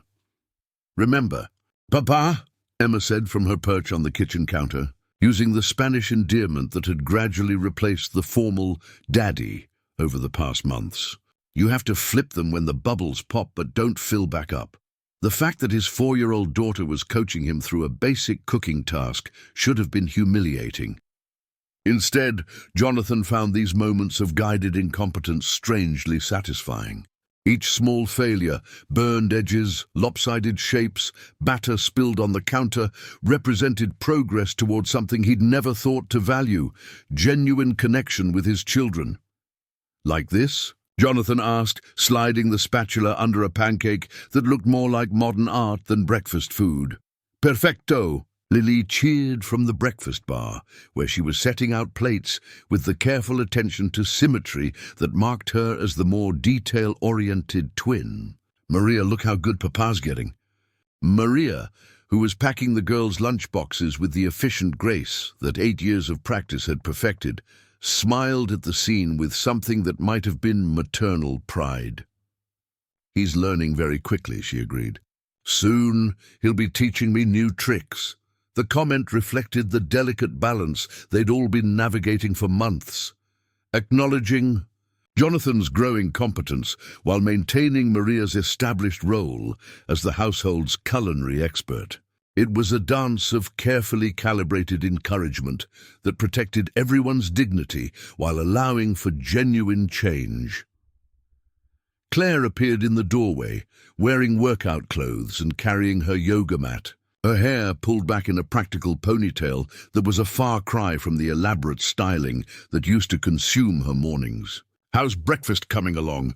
she asked, and Jonathan noticed that her question was directed at him rather than Maria, a small but significant shift in household dynamics. "Well," Jonathan said, sliding a reasonably successful pancake onto Emma's plate, "I haven't set anything on fire yet, so we're ahead of last week." The family laughter that followed was the kind of easy, unforced joy that had been notably absent from the mansion's formal dining room, but was becoming commonplace in the kitchen's casual warmth. Emma giggled while trying to pour her own orange juice, spilling only a small amount. Lily hummed while spreading butter on her pancake with the concentration of a surgeon. "Mama," Lily said to Claire, using the Spanish that had gradually infiltrated their family vocabulary, "are you going to eat with us before yoga?" Claire hesitated for a moment. 6 months ago, she would have automatically declined, citing schedule pressures or the need to maintain her pre-workout routine. But the family meetings that had become weekly traditions had helped her understand that these small moments of presence carried more weight than the grand gestures she'd once thought demonstrated good parenting. "I think I have time for one pancake," Claire said, settling onto a bar stool beside her daughters. Especially if Papa made them with love. The phrase, "made with love," was one of Maria's favorites, and hearing Claire use it represented the subtle ways Maria's values were being integrated into the family's daily language. It was part of the gradual cultural shift that had been transforming the household from a collection of people sharing space into something that resembled an actual family. As they ate together, Jonathan found himself paying attention to details that would have escaped his notice just months earlier. Emma was left-handed, which explained her difficulties with the right-handed scissors in her preschool art class. Lily had developed a habit of humming while she ate, not out of rudeness, but because she was unconsciously mimicking Maria's tendency to sing while cooking. Both girls had opinions about current events they'd heard discussed on NPR during morning kitchen time, revealing intellectual engagement that Jonathan had underestimated. "Papa," Emma said around a mouthful of pancake, "Mrs. Rodriguez says there's going to be a harvest festival at school next month. Can you come?" The question represented a test that Jonathan recognized and appreciated. 6 months ago, his automatic response would have been to check his calendar and provide a diplomatic non-answer that left room for last-minute cancellation. But the family contracts they'd established, informal agreements about presence and priority, had changed his default responses. "I'll be there," Jonathan said without hesitation. "Do I need to bring anything special?" "Just yourself," Lily said seriously. "And maybe some of your pancakes, if you practice enough to make them round." The gentle teasing from his daughter felt like a gift. The fact that she was comfortable enough to joke about his cooking imperfections suggested a level of emotional intimacy that had been missing from their relationship for most of her young life. Maria finished packing the lunchboxes and set them on the counter with the labels facing out. Another small organizational detail that Jonathan had learned to appreciate through months of observation. "Mr. Whitmore," she said, "don't forget that you volunteered to help with story time today at the girls' preschool." The reminder was delivered with the same professional courtesy Maria had always maintained, but the underlying relationship had shifted dramatically. She was no longer managing his schedule to avoid conflicts with his parental duties. She was helping him remember commitments he'd made because he wanted to be present for his daughter's experiences. "Thank you," Jonathan said, and meant it. "Any advice for reading to a classroom full of 4-year-olds? Use different voices for the characters," Emma suggested immediately. "Like Maria does. She makes the bears sound growly and the mice sound squeaky. And don't go too fast," Lily added. "Sometimes grown-ups read too fast because they think kids will get bored. But we like to look at the pictures, the fact that his daughters were coaching him on effective storytelling, techniques based on standards set by Maria's bedtime performances, represented the kind of knowledge transfer that had been happening gradually throughout the household. Rather than replacing Maria's influence, Jonathan and Claire were learning to extend and complement it. Claire's phone chimed with a text message, and she glanced at it briefly before setting it aside without responding, another small but significant change in her behavior patterns. 6 months ago, any electronic communication would have taken immediate precedence over family time. The shift represented her growing understanding that presence required more than physical proximity. It demanded attention and engagement. "I should head to yoga," Claire said, finishing her pancake and carrying her plate to the sink. "But before I forget, Maria, would you mind if I tried to learn how to braid the girls' hair? I know it's part of your morning routine with them, but I'd like to be able to help when you're not available." The request represented another delicate negotiation in the ongoing restructuring of household roles. Claire was asking to learn a skill that had been exclusively Maria's domain, but she was doing so in a way that acknowledged Maria's expertise and maintained respect for established routines. "Of course, Mrs. Whitmore," Maria replied warmly. "The girls love having their hair braided, and it would be wonderful for them to have more people who can help them feel beautiful." The response was diplomatically perfect, enthusiastic support for Claire's involvement, while reinforcing the underlying value of making the children feel cared for rather than simply managed. As Claire left for yoga and Maria began the morning's household tasks, Jonathan found himself alone with his daughters for what had become their daily 15-minute window before the school run. These moments had evolved into some of his favorite parts of the day, unstructured. Time when conversation could meander through topics ranging from playground politics to philosophical questions. "About why clouds moved. Papa," Emma said, swinging her legs from the bar stool, "do you think Maria is sad sometimes?" The question came from nowhere and landed with the weight of childhood observation that adults often underestimated. Jonathan set down the dish towel he'd been using and gave Emma his full attention. "What makes you think she might be sad, sweetheart?" "Sometimes, when she talks on the phone in Spanish, her voice sounds different," Emma explained with the matter-of-fact tone that 4-year-olds used for profound observations. "Like when Mama talks about her mother who lives far away." Jonathan felt his chest tighten. In all their conversations about restructuring family dynamics, they'd focused primarily on his and Claire's relationship with the girls. But Emma's observation highlighted something they'd perhaps overlooked: Maria's own emotional needs and losses, including her separation from her daughter in Texas. "That's very observant of you, Emma," Jonathan said carefully. "Maria does miss her own daughter, who lives in Texas with Maria's mother. Sometimes, when we love people who live far away, it can make us feel sad, even when we're happy." Lily, who had been quietly listening to the conversation, looked up with her characteristic seriousness. "Is that why Maria teaches us Spanish songs? Because they remind her of her family?" The insight was startlingly mature for a 4-year-old, but it reflected the kind of emotional intelligence that close observation of adult behavior could develop in children. Both girls had been watching Maria carefully for years, learning not just her routines, but her emotional rhythms. "I think you're right, Lily," Jonathan said. "And I think one of the reasons Maria loves you both so much is because taking care of you helps her practice being a mother, even when she can't be with her own daughter every day." The explanation seemed to satisfy both girls, but it left Jonathan with new questions about the emotional complexity of their household arrangements. How often had Maria experienced loneliness or homesickness while providing stability for his family? How many sacrifices had she made that he'd never bothered to consider? As he helped the girls gather their backpacks and lunchboxes for the ride to preschool, Jonathan realized that their family's transformation was far from complete.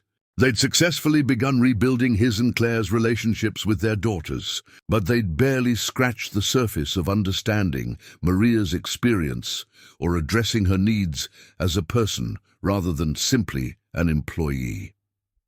The drive to preschool was filled with the girls' chatter about their upcoming day, art projects, playground plans, and speculation about what story their father would read during story time. But beneath their excitement, Jonathan found himself thinking about Emma's observation and its implications. Their family revolution had been successful in many ways, but it had been primarily focused on benefiting the people with the most power in the household dynamic. Perhaps it was time to consider how their changes could also serve the woman who had made those changes possible and who had been serving their family's needs at the expense of her own for far longer than any of them had fully understood. As they pulled into the preschool's circular driveway, Jonathan made a mental note to bring up Maria's situation at their next family meeting. If they were truly committed to creating a household based on mutual care rather than economic convenience, then everyone's emotional well-being, including Maria's, needed to be part of the conversation. The revolution that had begun in a conference room was far from over.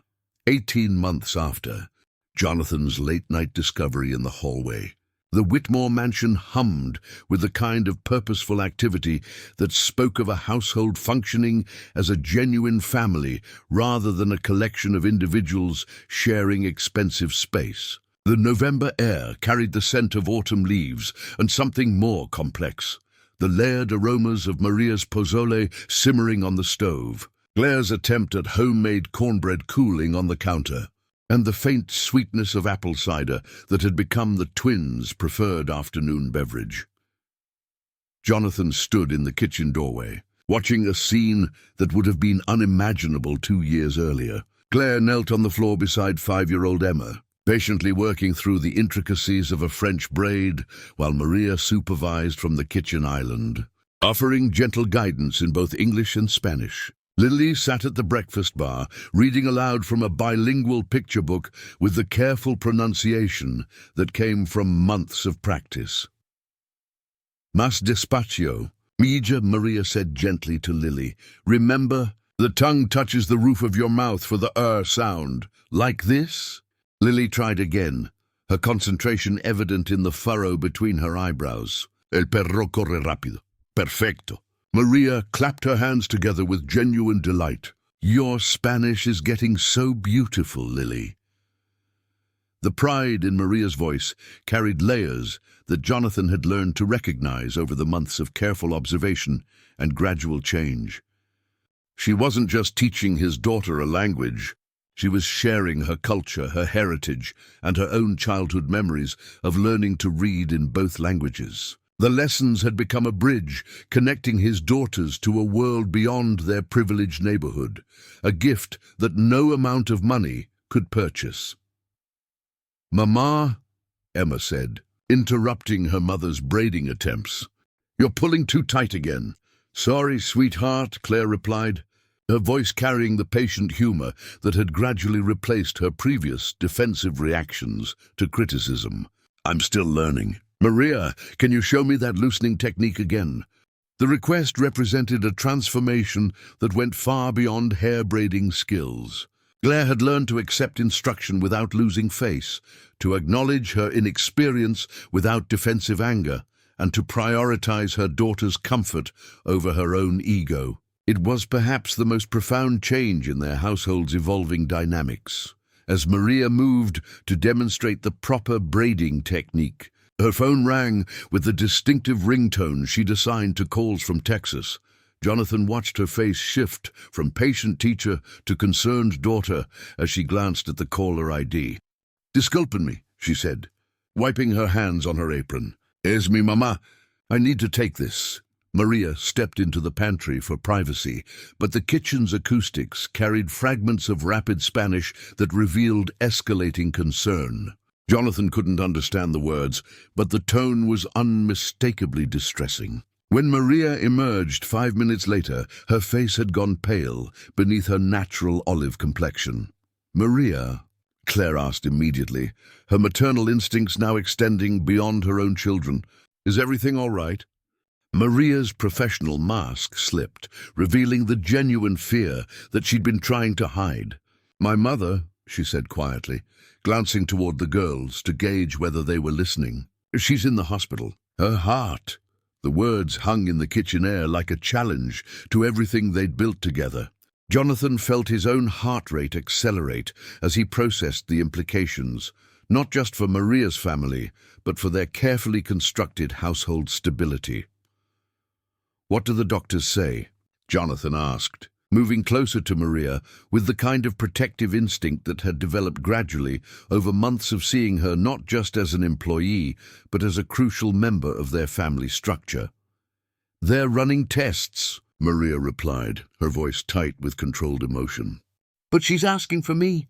My sister says she keeps saying my name." Emma and Lily had stopped their activities and were watching the adult conversation with the keen awareness that children developed when sensing that something important was happening in their world. Jonathan saw them exchange the kind of meaningful glance that twins shared when processing information beyond their years. "You need to go to her," Claire said without hesitation. "Tonight. We'll figure out the logistics later." The immediate supportive response represented the kind of family loyalty that had gradually replaced the employer-employee boundaries that once defined their relationships. Claire wasn't calculating the inconvenience of Maria's absence. She was responding to a family member's crisis with the urgency it deserved. "But the girls," Maria protested, her internal conflict evident. "Their routine, their school week, the harvest festival on Friday. Will be fine," Jonathan interrupted firmly. "Maria, your mother needs you. We'll manage everything here." The confidence in his voice masked his own anxiety about managing the household's complex rhythms without Maria's guiding presence. But more important than his uncertainty was the recognition that this moment would test whether their family transformation had been genuine or merely superficial. "Aunt Maria," Lily said quietly, sliding down from her bar stool and approaching the adults with the serious expression that marked her as the more empathetic twin. "Is your mama very sick?" The question cut through the adult conversation's careful diplomacy to reach the emotional heart of the situation.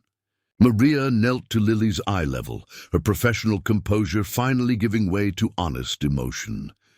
"Yes, mi amor," Maria said, her voice thick with tears she'd been holding back. "She's very sick, and I need to go help take care of her." Emma joined her sister, and both girls wrapped their small arms around Maria in a spontaneous group hug that spoke to the depth of their attachment. Jonathan watched his daughters comfort the woman who had been their primary source of comfort for most of their lives, and felt something shift in his understanding of what family actually meant. "Will you come back?" Emma asked, her voice small with the kind of existential fear that children experienced when their sense of security was threatened. "Of course I will," Maria replied immediately, but Jonathan caught the uncertainty in her eyes. "This will always be my home with you." The promise carried emotional weight that transcended employment contracts or professional obligations. Maria was reassuring his daughters that their relationship existed beyond the practical arrangements that had brought her into their lives. As the afternoon dissolved into evening preparations for Maria's emergency departure, the Whitmore household revealed both its strengths and its continued vulnerabilities. Claire took charge of packing Maria's suitcase with an efficiency that surprised everyone, while Jonathan made arrangements for a red-eye flight to Austin. The girls helped by gathering small gifts for Maria to take to her mother: drawings, a book of their favorite poems, and a photograph of the garden they'd planted together. But beneath the practical preparations, larger questions loomed. How long could Maria stay in Texas? What if her mother's condition was more serious than the initial reports suggested? And perhaps most challenging, what if Maria decided that her own family's needs required her permanent presence in a way that was incompatible with her life in Los Angeles? "Mr. Whitmore," Maria said, as they waited for Carlos to bring the car around for the airport run, "I need to tell you something." Jonathan steeled himself for what he suspected was coming, some acknowledgement that this crisis might force permanent changes to their carefully balanced household dynamics. "My daughter Isabella," Maria continued quietly, glancing toward the girls who were showing Claire how to properly fold their school uniforms. "She's been accepted to UCLA, early admission for next fall." The news carried implications that took Jonathan a moment to process fully. Maria's 15-year-old daughter, The brilliant girl whose scholarship achievements had been funded partly by Maria's wages, would be moving to Los Angeles. The family dynamic that had been built around Maria's separation from her own child was about to change dramatically. "That's wonderful news," Jonathan said, and meant it, even as he struggled to understand how Isabella's presence might affect their household arrangements. She must be incredibly proud. "She is," Maria replied, her eyes brightening with maternal pride that reminded Jonathan of his own feelings when his daughters achieved something significant. "But it also means decisions about where she'll live, how I'll support her education, whether our arrangement here can accommodate another person." The practical questions revealed the complexity of Maria's situation in ways that Jonathan was only beginning to understand. She wasn't just their employee managing their household. She was a mother making strategic decisions about her own child's future while balancing those needs against her obligations to the family that had become central to her life. "We'll figure it out," Jonathan said, hoping his confidence was more convincing than it felt. "Isabel is part of your family, which makes her part of our family." The statement represented a commitment that went far beyond anything in Maria's original job description. Jonathan was essentially offering to extend their household to include Maria's daughter, a decision that would require conversations with Claire and adjustments to their living arrangements that he hadn't fully thought through. But as he watched Maria's face brighten with relief and gratitude, Jonathan realized that this moment was the natural culmination of everything their family had been working toward for the past 18 months. They'd been learning to function as a genuine family rather than a collection of economic relationships. Now they had the opportunity to prove that their transformation had been real rather than merely convenient. Carlos pulled into the circular driveway, and the evening shifted into the emotional complexity of goodbye. Emma and Lily clung to Maria with the desperate intensity of children who understood that this departure felt different from previous temporary separations. Claire hugged Maria with an affection that would have been unthinkable 2 years earlier, while Jonathan found himself struggling with emotions that transcended professional concern. "Take care of your mother," Jonathan said as he helped Maria into the car. "And don't worry about anything here. We'll manage, and we'll be ready for whatever comes next." As the Mercedes disappeared into the November evening, carrying Maria toward the airport and back to the family she'd left behind to care for theirs, Jonathan stood in his circular driveway with his arms around his wife and daughters, understanding that their family's story was far from over. The woman who had taught them how to love each other was now trusting them to love her back, not just with words, but with actions that might require sacrifices they hadn't yet had to make. And for the first time since beginning this journey toward genuine family connection, Jonathan felt ready for whatever those sacrifices might demand. Don't forget to like, subscribe, and turn on the notification bell. If you made it this far, comment "I watched till the end," and share your thoughts on this story. Oh, and don't miss the next video on your screen. It's packed with emotion.